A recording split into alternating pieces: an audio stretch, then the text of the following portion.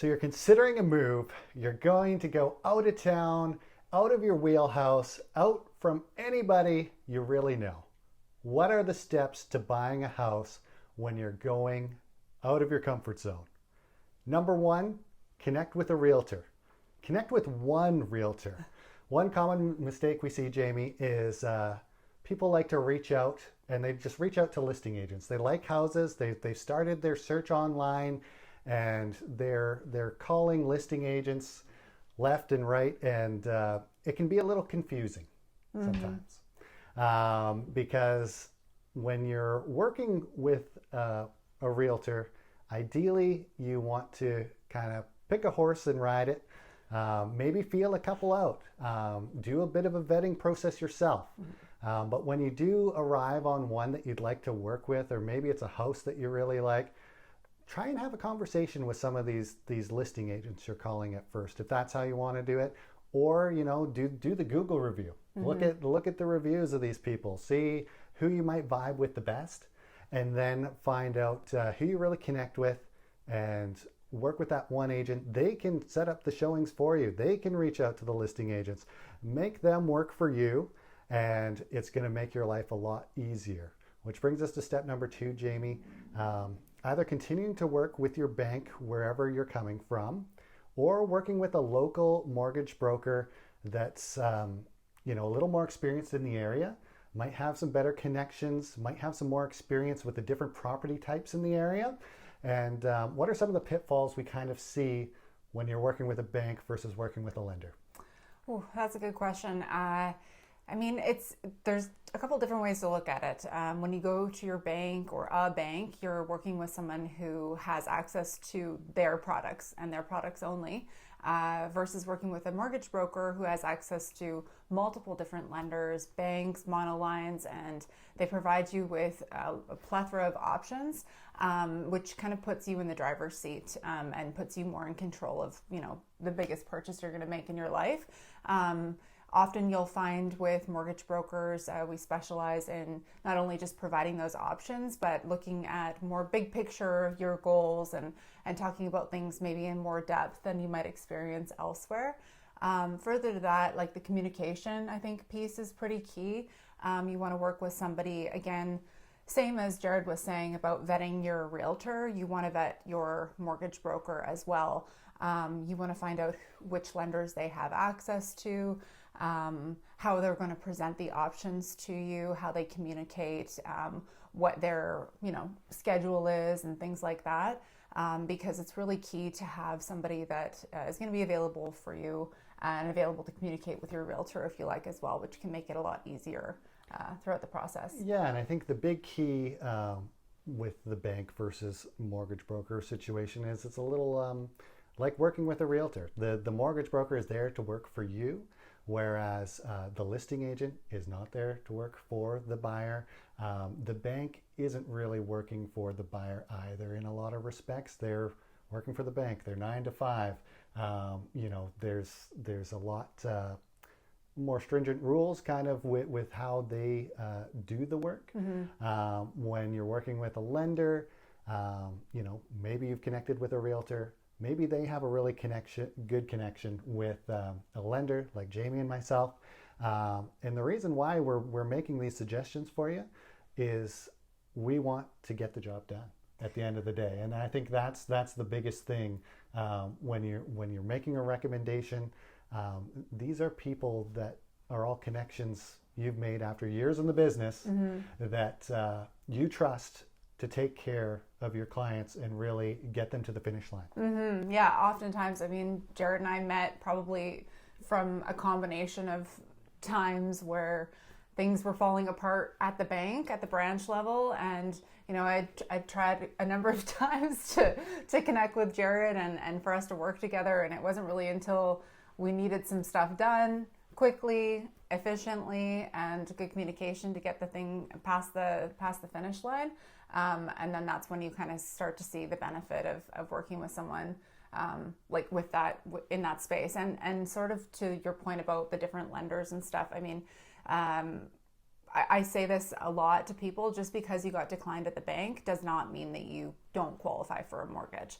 Every bank and lender, and I mean, there's 65 different lender options out there, and within those different products and terms and rates and things like that, but they all have their own policies as well. So you want to work with someone who can diligently research for you based on the property type, your employment type, and down payment, and all these different things, and place you where you're going to get approved first of all, and then after that, approved for the best rates and terms for you.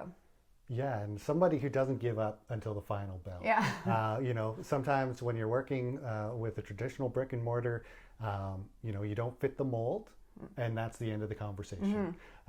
Whereas, a mortgage broker is really going to go to the end of the earth, make sure that it's really the end of the road before they kind of say, well, we've got to improve the situation. Yeah, and that's exactly it. It's never a no. It might be later kind of thing, and then we'll strategize and come up with a plan for how we're going to get to where we need to be to get there next time. But it's never just a flat out no, go away kind of thing. We're always going to try to find some solution, whatever that might be. And so we've talked a lot about, the benefits, some of the pros and cons, but step number 3, after you've connected with a realtor and you've connected with a lender, or you're continuing to work with your bank, is really the pre-approval process. Because what we see a lot of times as people start up their search, they get on their realtor.ca, their Zillow, and they get honeymoon eyes over all these different properties without finding out how much they can really afford.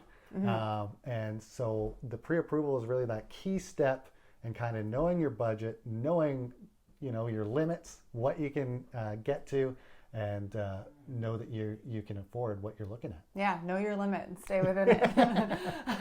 Yeah, it's true. I mean, there's really no use in going out and looking at properties until you know what you're qualified for. The worst thing that can happen is you start going out there thinking you're going to get approved for a certain amount, and then you've already seen those houses and you've tasted the juice of the the sweet nectar. Yeah, exactly. So it's hard to go back from that. So yeah, I definitely recommend getting pre-approved first. And when you're working with me or with a mortgage broker, I would say most often. With me, 100% of the time, I'm doing a fully underwritten pre-approval. So what that means is I'm getting all of your documents up front, and that way we're not going to run into any surprises when it comes down to when you make your offer. And that might be a key difference between working with a bank sometimes and working with a broker sometimes, because they might easily just give you just kind of an overview. Yep, you're probably going to be good for this. Yep. And then people go off to the races. They find a house, they make an offer, and then suddenly once the doc collection starts and the down payment revision starts, all of a sudden there's issues and you don't actually qualify at all, or maybe you qualify for a whole lot less. So that's not what we want. We want to make it a really smooth process, because when you're in it, like once you make that offer, it can, it's a pretty intensive period of time. It can already be stressful. So we want to do everything we can to minimize that during that time. And the best way to do that is to get your docs up front and get pre-approval, like a proper pre-approval. And so that brings us to step 4. Once you've done all the things, gotten the pre-approval, then you can start really looking at houses in earnest, booking some showings. If you're coming in from out of town, maybe setting up a weekend, maybe you come for the whole weekend. Maybe you come up on the Friday night, and then over Saturday, Sunday, you can look at a few different properties, go on tour a couple days in a row, and really get a good feel for the place you're moving to. Because the last thing you want to do is say like, okay, this is really in my wheelhouse.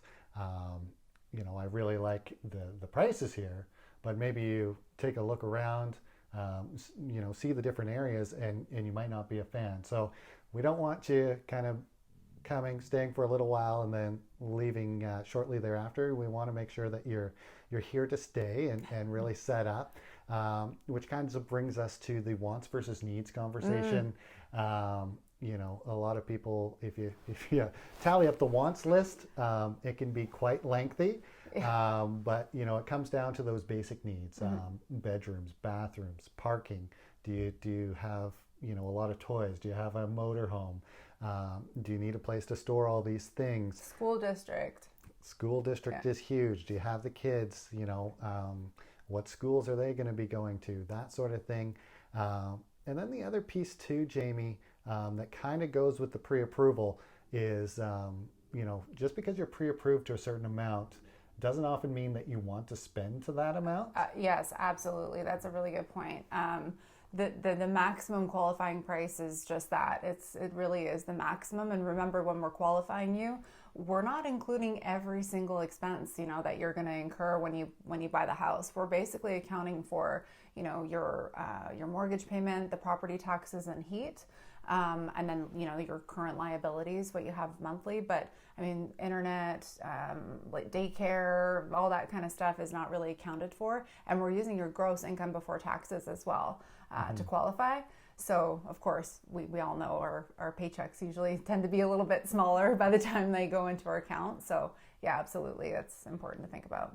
Yeah, and the common term that's thrown out there is house poor. And we don't want that. We want you to be comfortable in the house that you pick and comfortable with the payments that you have. Because at the end of the day, that's usually the big thing. There's the dollar amount of the house, the list price, the accepted offer price, and then it really boils down to the monthly payment, though. Yeah, absolutely. Yeah, that's a really good point too. And I think right now, especially, with interest rates being slightly higher, I think, a lot of people might find themselves being closer to their max than they might have otherwise thought. So that's another reason why it's good to work with a broker, so we can kind of come up with some solutions to that, look at different terms, lengths, and things like that to protect you in the long run. So once you're done looking at the houses, you found the one, Jamie. You're ready to write an offer and negotiate for that house. Like we said, the list price is one thing, your offer price is another thing. Maybe there's some certain things that don't quite fit for you, or some demerits on the property. It's not quite renovated to today's standards. Maybe it needs new windows, maybe it needs a new roof. Maybe it needs a new hot water tank, furnace, etc. And so those are all things that you can kind of pick away at during the negotiation period. And you usually volley back and forth once, twice. Hopefully that's it. Sometimes it gets really nitpicky and you're arguing over, that last $5,000 is always that key, $5,000 to $10,000. And I think that's a good point to bring up in terms of that monthly payment that we're talking about. It seems like a lot. It's that 10, even 20,000. But when you break it down in the monthly payment, what does that really work out to? Yeah, I mean, it's dollars really when it comes down to it, depending on, the amortization and stuff. But I usually, when we work it out, break that mortgage down into like a monthly payment, usually those small $2,500 to $5,000 differences don't make a huge difference. So it's important to consider that and talk it out. And I'm always there to kind of run the numbers. I do lots of side-by-side comparisons when we get to that stage, to show exactly what the difference in the payment, what that works out to be. And also I'm there to, try to help come up with some other solutions as well. We've got different purchase plus improvements, cashback mortgages, things like that can help, make up for some of those adjustments as well. And so once you're done with the negotiations, you get into the accepted offer now. You've got the house in principle, and then you have a bit of homework to do, Jamie. And so the homework involves, usually getting an inspection, insurance for the property, doing any looking at the title, the property disclosure statement, etc. But it also involves strategizing kind of what you want to do on the mortgage side. Yeah, absolutely. So even though we've already done the pre-approval, once you get an accepted offer, we're going to go back to the table because, maybe you've been shopping for a couple of months now, maybe it's only been a week. But regardless, we'll have a strategy call once we get that accepted offer, and we're going to go through once again all of the options, rates, and terms, and so that we can basically have that full conversation and make sure that you're making an educated decision on what rate and term and lender that you want to go with, which is really important. And another thing to note is typically in these areas we get around 10 business days typically for the conditional period. And it seems like a long time, or maybe it doesn't seem like a long time to some people, I'm not sure. But really we do need all of that time, because even though we do already have your documents and we've got the pre-approval, if it's been some time, we might need to update a couple of things, and then we want to have that strategy call. We have to submit your application to the lender, and depending on which lender you choose, they might have different turnaround times in terms of how long it takes them to fully underwrite that file. And I mean, that process itself can take anywhere from 5 to 10 business days. So we want to make sure that we're getting that stuff in right away. If an appraisal is required, that's another time stamp in the process that can bugger things up a little bit. So again, it's just really important that we get all these things dealt with really quickly, which is again another good reason to work with a realtor who has good communication skills and who's on top of things. Because I mean, I'll be honest, I've worked with lots of realtors in the past where I've waited weeks for the contract to purchase and sale and things like that, and been chasing them down. So that's definitely not something I've had to deal with you, but things like that make a huge difference. So just, again, another thing to look out for when you're in that period of time. And with the shoe being on the other foot in terms of mortgage brokers and stuff, when you work closely with someone, you have that established connection, you know kind of what they want, what they need. When you're working with the traditional bank, or maybe somebody you're not familiar with, if they're experienced, then great. They're usually on top of things and getting after you. But sometimes when you're working with a brick and mortar bank, it's a bit of a question mark, especially if there's a bit of the disconnect between the client and then the bank. So you're trying to relay everything through the client, and it can be a challenge, because depending on their experience level, maybe they're not aware of the different things they need. And so that's one of the challenges for sure when you're getting to crunch time, which is when the stress starts to peak, is not really knowing who to talk to, and what's going on with your file, what they need, what we're waiting for. Like you said, the appraisal period. Is the bank right on top of that, or are they getting those last little documents? So those are some of the challenges that come up during that conditional period. But say we've done everything, we've done all our homework, is usually how I like to square it up to clients. Is that's your opportunity to do all your homework on the property. If it's a rural property, you're checking out the well, you're checking out the septic system as well, and you're really trying to dig deep on some of the things that are important to you there. But once you finally get all that homework done, you get to that subject removal day, which isn't always the final day of the stated contract. Maybe you've done your homework early, and that's always nice. Yeah. Oh, yeah. that it can happen. It can happen. I try not to rush anyone into doing it earlier than they need to. Especially I find something that comes up quite often, and you probably noticed this too. People like to wait to have their home inspection until after they've gotten approvals from everything else, because they don't want to waste the money, getting a home inspection if they're not going to proceed with the property. So that's great. I totally understand that. But what can happen is if we waive, the subject to financing, and then we have the home inspection and some stuff comes up, and you want to make a major change, to the original contract of purchase and sale, that needs to get reapproved by the lender, especially if there's a huge discrepancy in the price, and that could open up things as well. So that's why we want to make sure that, we waive usually I think we would say we try to waive everything around the same time, so that we know that everything is good. And of course, the subject removal is your option and your choice as a client. That's why the language is written pretty vaguely. It's subject to the client usually approving satisfaction with the funding, right? So just because I was able to get you financing, that doesn't necessarily mean that you have to now waive that subject. You still have options and outs, and I try to always tell people that we're not going to hold them to anything during that subject period, that's what it's there for, is really for your protection and to give you the option. Yeah, and a lot of these conditions are subject to the buyer doing their homework. And in the rare circumstance, sometimes you do have conditions that are subject to the seller. But in general, it's mainly waiting on the buyer to make their decision. And so the ball is usually in your court, and it's up to you how you want to proceed and when you want to proceed.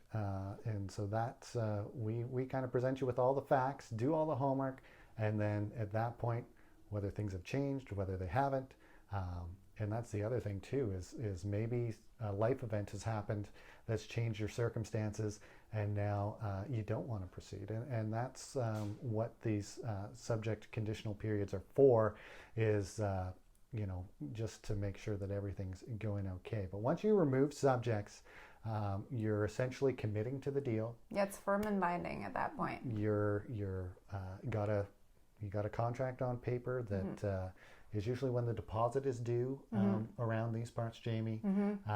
In other bigger city centers, sometimes that deposit is due at acceptance of an offer. In our neck of the woods, it's usually due upon subject removal within 3 to 5 business days. And then once you do that, you got to get packing and get cracking. That's right. Yeah. Once that's all done, then you're basically just getting ready to start packing your stuff and moving along.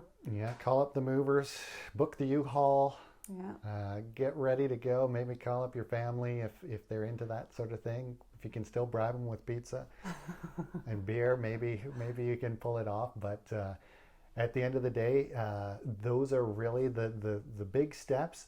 And at that point, you transition to the lawyer and the notary to handle the conveyancing of the file. And from that point on, we're still here to support you. But in a lot of respects, the heavy lifting on our end is kind of done at that point. If there needs to be any little adjustments made or any questions that you have, we're certainly there to help you out. But, at that time, it gets kind of put into the lawyer or notary's hands, and they kind of take the ball to the finish line. Yeah, and I make sure that the lawyer receives all the documents that they require. I usually follow up with them to make sure that they've got an appointment set up with you and all of that. So we do follow it, right up to the end, just to make sure everything's going smoothly. And yeah. And then you usually meet up with me on possession day. We get you your keys. We do a final tour of the house. Make sure the seller didn't leave any surprises for you there, whether they didn't leave it in acceptably clean condition, whether they left different things at the property, and you're like, I didn't sign up for this bag of junk in the backyard or what have you. We want to make sure that you're happy with the property for that final walkthrough, and then if you are satisfied, we hand you the keys, check in on you, here and again, but then it's your home to have and hold, and always look forward to hearing from you down the road, but hopefully it's not too soon after moving in.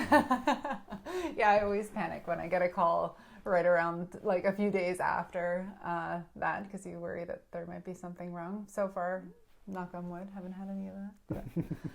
Thanks so much for sitting through Jared and Jamie's guide to moving out of town, out of your wheelhouse, and into somewhere where we're going to welcome you with open arms. Jamie, thanks so much for doing this. And if you have any questions, you can reach out to us anytime. I'm Jared Thomas at Moving to Merritt. Jamie Yushko at Mortgages by Jamie, Mortgage Architects.